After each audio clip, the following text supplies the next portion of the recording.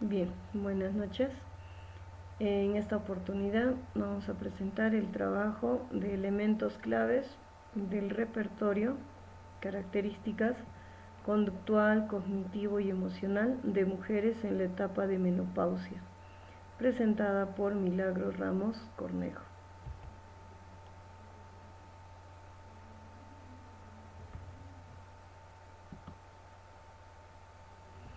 Para ello vamos a dar una primera introducción a lo que es la menopausia, ¿no? La menopausia se define como el cese permanente de la menstruación. Esto debido a que hay un cierto agotamiento de la actividad folicular ovárica por parte de la mujer a una cierta edad. El concepto en realidad de menopausia está muy relacionado con el del climaterio, que es la fase en realidad del proceso de envejecimiento de una mujer. Es un proceso normal y natural que incluye 3 periodos, ¿no? Dentro del primero de ellos, que se conoce como premenopáusico, comprende en realidad unos 8 años antes de producirse lo que vamos a ver que es la menopausia. En este periodo se empieza a aparecer una serie de cambios graduales en el sistema endocrino, así como ciertas manifestaciones clínicas indicativas, ¿no? Nos indican que se va acercando la menopausia. Asimismo se diagnostica este segundo periodo tras haber producido un año de amenorrea, que en realidad es la falta de menstruación durante el ciclo menstrual. La etapa de posmenopáusica comprende desde la menopausia confirmada hasta la senectud. Entonces vamos a ver que la menopausia se va a dividir en 3 partes importantes, ¿no? Un proceso anterior, que puede ser durante los 8 años anteriores a la menopausia o pueden ser menos, ¿no? Esto va a depender de cada fisiología de cada mujer, de cada tipo de entrenamiento físico, de alimentación que hayan tenido cada una de ellas. Dentro de la menopausia, como nos menciona, pues es básicamente cuando hay un cese de del periodo menstrual durante un año, ¿no? Durante este año pueden aparecer normalmente o regular, como también periodos irregulares. Incluso hay un cese de repente de 2 a 3 a 4 meses, dependiendo de cada mujer. Para después, terminada esta etapa de la menopausia, una posmenopausia, ¿no? Que ya viene a ser una etapa de senectud. Vamos a dar 3 pautas principales el día de hoy, como son las claves del repertorio conductual, qué es lo que sucede con la mujer respecto a las conductas que va a tener. Va a ser la misma, va a cambiar, va a ser radical su cambio, de repente va a hacer cosas que nunca antes las había hecho. Como segunda pauta tenemos las claves del repertorio cognitivo, ¿no? Entonces, en este proceso vamos a ver qué es lo que sucede en realidad con la mujer, ¿no? Con el cuerpo de una mujer. ¿Por qué se presentan estos cambios? Y en el tercero vamos a ver las claves del repertorio emocional. ¿Qué sucede? Se vuelve más emocional, se vuelve más triste, más alegre, renegona. Lo vamos a ver. Para ello vamos a empezar por definir, ¿no? ¿Qué es en realidad la menopausia? Ya habíamos mencionado que la menopausia se da el último periodo o regla, ¿no? Nosotras generalmente menstruamos cada mes. Hay mujeres que lo hacen regularmente, hay algunas irregularmente, pero todas lo hacemos en un cierto periodo. Entonces, cuando empieza la menopausia en realidad es nuestro último periodo, ¿no? Ya no nos va a volver a venir la menstruación. Es el cese definitivo de la menstruación, ¿no? Que es como el resultado de una pérdida del funcionamiento de los ovarios. Quiere decir que ya nos volvemos infértiles, que no hay la posibilidad de poder quedar embarazadas, ¿no? ¿Por qué? Porque justamente nuestros ovarios ya no lo permiten. Entonces, aquí abajito se muestra un cuadro desde los 40 hasta los 70 años de edad. En promedio se menciona que la menopausia se da entre los 45 a los 65 años de edad en promedio. Hay mujeres que les puede dar de repente a los 48, 50, 52. Entonces, en promedio se da entre los 45 y 55 años de edad.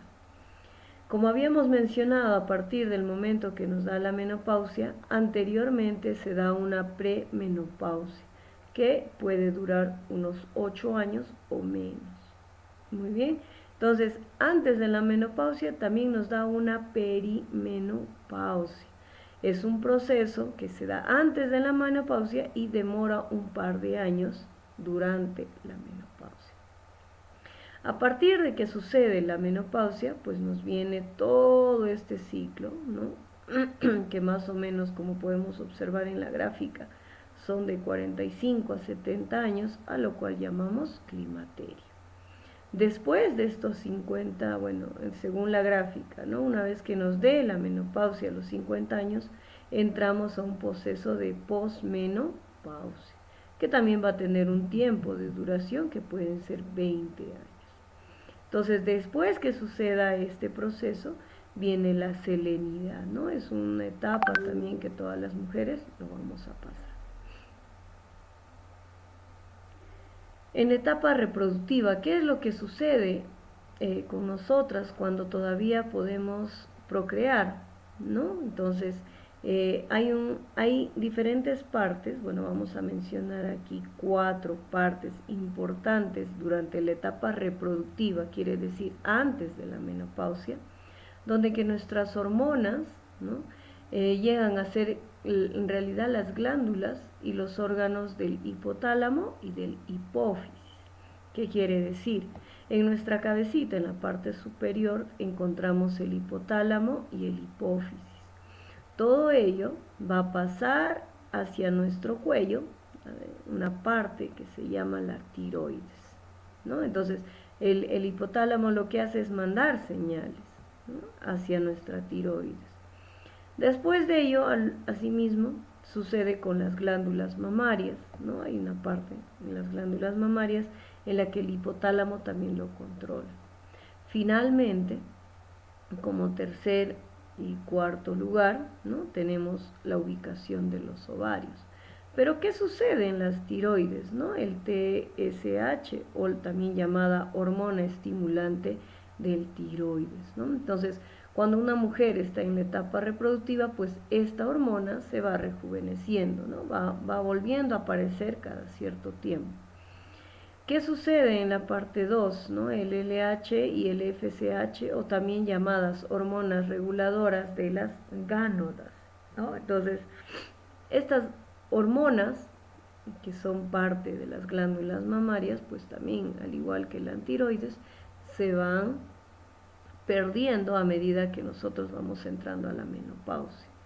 La prolactina, que es como la parte 3, que nos ubicamos en los ovarios, es la que participa en la lactancia y en la función sexual, que quiere decir que nos va a bajar este líbido, este deseo sexual a partir de que entramos en la etapa de la menopausia o incluso antes, ¿no? En la premenopausia. Asimismo, como punto 4 tenemos la oxitocina, ¿no? Es una hormona que provoca las contracciones del útero en el parto y facilita la lactancia. Entonces, todas estas hormonas que nosotras podemos presentar durante la etapa reproductiva, pues se van a ir perdiendo, ya no van a haber más, ¿no? Entonces, aquí al costado tenemos otro cuadro que nos muestra, ¿no? Y nace exactamente de lo que ya habíamos mencionado del hipotálamo, ¿no? Del hipotálamo hay ciertas hormonas, en este caso el GnRH, va a pasar por un hipófisis, ¿no? A partir de ahí se va a ir a un folículo ovárico, ¿no? Mencionábamos que ya, pues ya no va a haber el cese de la menstruación. Asimismo, ¿no? Va a entrar al endometrio. Después regresará otra vuelta a la hipófisis y entrará a un folículo maduro, ¿no? Dentro del folículo maduro entra la ovulación, que para el caso de la menopausia, pues ya no lo va a haber. Ya no vamos a ser capaces de poder ovular. ¿Cómo aparece entonces, ¿no?, la menopausia? Hay una finalización que es brusca y repentina, ¿no? De un momento a otro, pues ya no te va a venir la regla nunca más. Lo otro es una finalización gradual, ¿no? Nos va dando poco a poco. De repente en ese año puede estar viniéndonos 2 meses, nos deja de venir 2 o 3 meses y regresa y se va, ¿no? Es una finalización gradual, poco a poco. Una finalización irregular, ¿no? Puede ser de repente de lo que te estaba viniendo cada mes, te viene cada 15 días, cada 2 meses, cada una semana, cada 3, 4 meses, ¿no? Es una finalización irregular. Pero al final todos llegan a terminar, todos llegan a desaparecer. Entonces se podría mencionar que la menopausia se confirma, en realidad se confirma tras un año de amenorrea o sin regla. Muchas veces las mujeres creen que porque ya no les ha venido la menstruación 3 o 4 meses, creen que ya no les va a venir. ¿Cómo nosotros podemos corroborar esa información? Es tras llegar a un año de amenorrea o sin regla. A partir de que hayas transcurrido un año sin regla, pues podemos decir que hemos entrado a la etapa de menopausia. Antes no, puede ser más irregular, sí, pero hasta no confirmar tras un año de amenorrea, no podemos asegurar que estamos en una etapa de menopausia. Durante la premenopausia, y hasta un año después de la regla o de la última regla, se debe utilizar un método anticonceptivo. Como les menciono, muchas mujeres que por el hecho que ya no les ha venido 3 o 4 meses piensan que ya han pasado la etapa de menopausia y que ya no van a tener el riesgo de quedar embarazada, lo cual sucede mucho y debería ser controlado. ¿Por qué? Porque así como hemos visto, la menopausia viene de los 45 a los 55 años, la cual ya no estamos en una edad reproductiva, ¿no? Tenemos mucho desgaste, tenemos ya nuestros ovarios ya casi muertos, entonces tener un bebé en ese estado pues es bastante riesgoso, ¿no? Entonces es mejor durante la premenopausia y hasta un año después. ¿Qué quiere decir? Una vez que hayamos dejado de reglar un año, debemos esperar todavía un año más para poder decir que podemos de repente dejar este método anticonceptivo que hayamos estado utilizando. ¿Cuáles son estos síntomas por los cuales yo me puedo dar cuenta que estoy ingresando o ya estoy en una etapa de menopausia? Lo primero son los sofocos o calores o sudores que vamos a ir presentando, que es más la sensación de calor que nos pasa por todo nuestro cuerpo, no es solo una parte, ¿no? Lo cual puede afectar pues de repente o puede ser más notorio en la cara, en el cuello o la cabeza, ¿no? La duración o la intensidad de frecuencia es variable, ¿no? Dependiendo a cada mujer. No es peligroso, pero sí necesita una adaptación hormonal, ¿no? Puede causar también estrés, ¿no? Es una emoción o una temperatura elevada en nuestro cuerpo a la cual no estamos acostumbradas. Por lo tanto, puede causarnos estrés, molestia, fastidio, ¿no?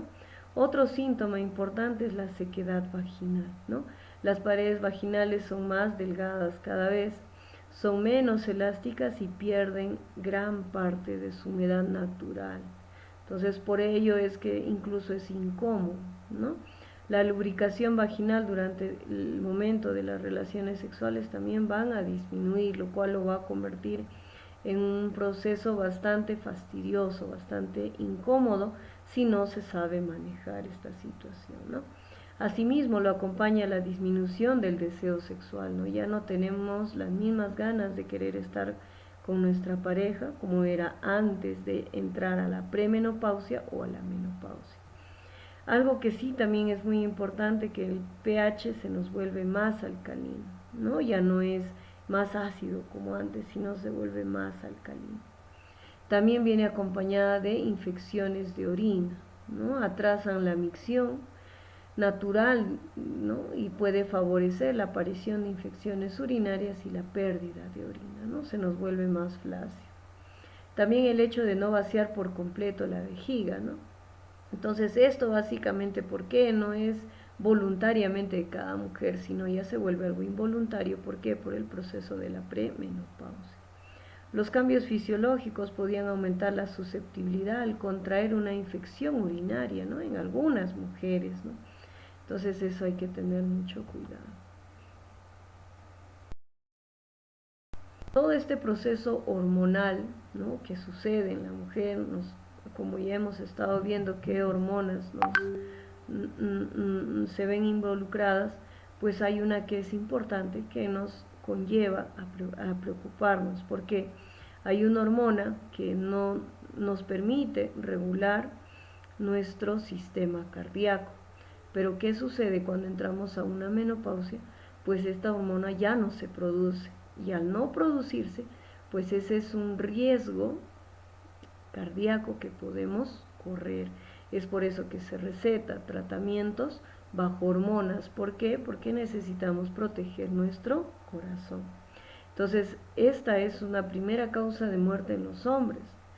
¿Por qué? Porque ellos no producen estas hormonas que nosotras sí, pero que a partir de ingresar a la menopausia pues ya no lo vamos a producir, y entonces pasamos a este segundo grupo de mujeres que corre el riesgo de muerte por problemas cardiovasculares.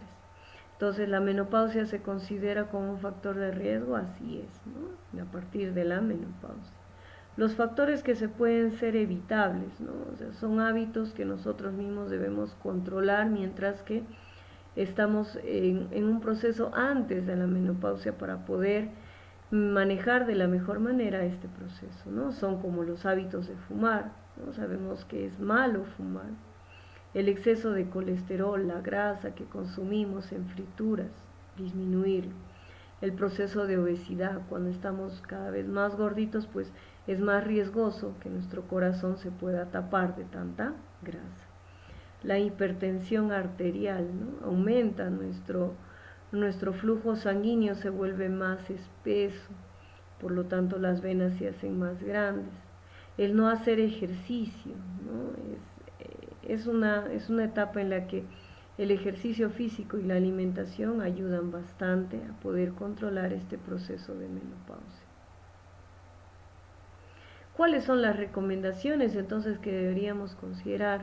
Uno es el aumento del peso moderable, ¿no?, que resulta beneficioso, ya que nos permite mantener el nivel de estrógeno aceptable, ¿no? Este ejercicio nos ayuda a eso y por tanto nos disminuye los síntomas molestos.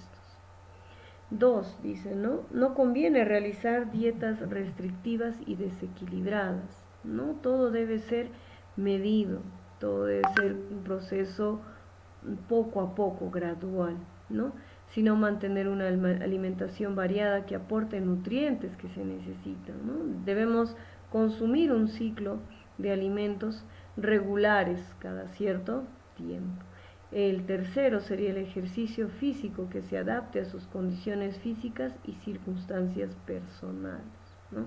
Entonces, este proceso, ya que sabemos en qué rango de edad puede estar, pues antes de llegar a esa edad deberíamos mantener un cierto ejercicio físico. ¿Por qué? Porque una vez que ya estemos en la menopausia y empezamos a hacer ejercicio, no quiere decir que de la nada ya nuestro cuerpo va a mejorar, no. ¿Por qué? Porque ese cuerpo no está acostumbrado a hacer ejercicio, no está adaptado para ello. Lo mismo sucede con la alimentación.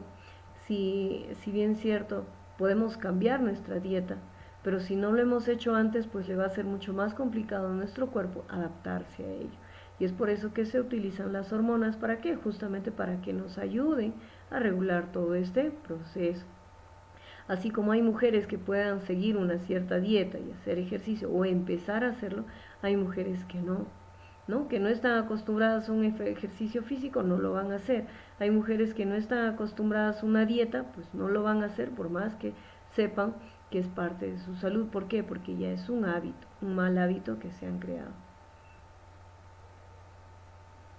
Para ello se tiene una ruleta de alimentos, ¿no? Alimentos energéticos, el pan, el fideos, el maíz, ¿no?, la cebada.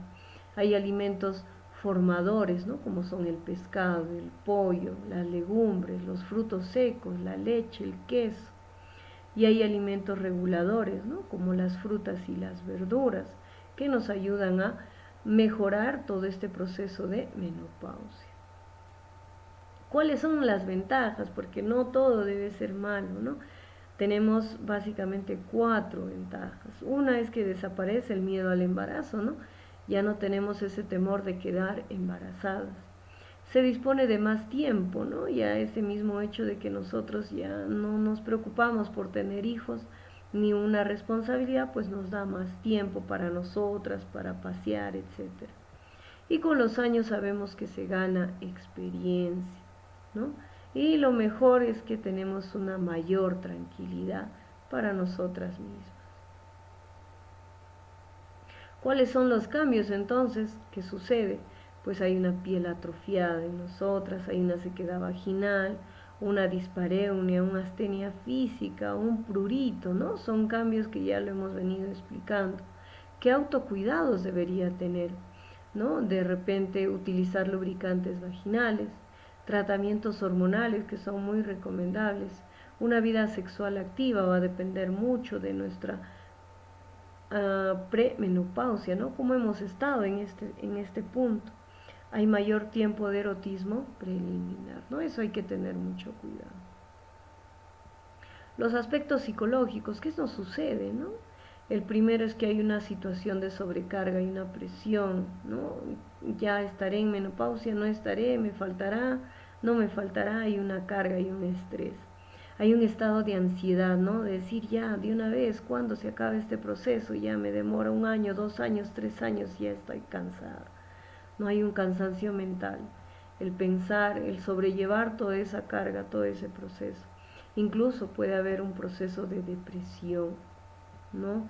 Ya entramos a una etapa mucho más complicada, que necesitamos ya no incluso de hormonas, sino de repente de ciertos tratamientos psicológicos. ¿Cuáles son los síntomas? Pues tenemos la disminución de energía laboral, ya no es la misma, ya nos sentimos más cansados, más agotados. Hay cambios de humor, ¿no? Y de repente ya no somos tan tolerantes, ya reaccionamos más rápido, nos molestamos más rápido, nos incomodamos más rápido de cualquier cosa. Hay otro proceso también de irritabilidad, ¿no? Que ya nos sentimos más irritados, ya no podemos hacer las mismas cosas que antes hacíamos normalmente. Hay un proceso de nerviosismo, ¿no? Nos ponemos más nerviosos, nos preocupamos más. Hay una situación depresógena, ¿no? O sea, como un proceso de depresión.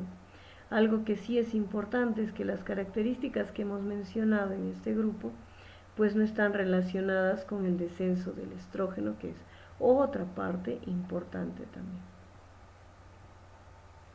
Los criterios de referencia que tenemos son que los pacientes que mantienen terapia hormonal y que hayan sospecha de miomitosis uterina o hiperplasia o pólipos endometriales, cáncer cervicuterino, ovárico o alguna coagulopatía, ¿no? Entonces hay que tener mucho cuidado con estos tipos de hormonas que se utilizan. Si bien es cierto, esto viene desde 1970, 1980, que no han sido estudiados tal vez completamente, pero sí es parte de todo esto, ¿no?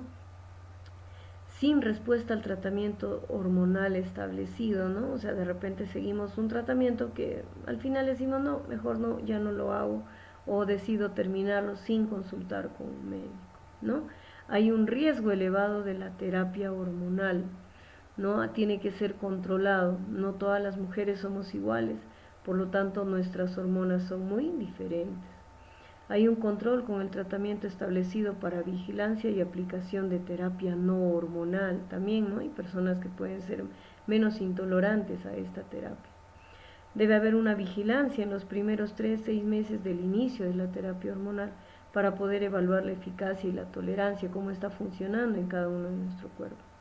Y hay una valoración integral anual, ¿no? Cada año durante la pre, la menopausia y la posmenopausia.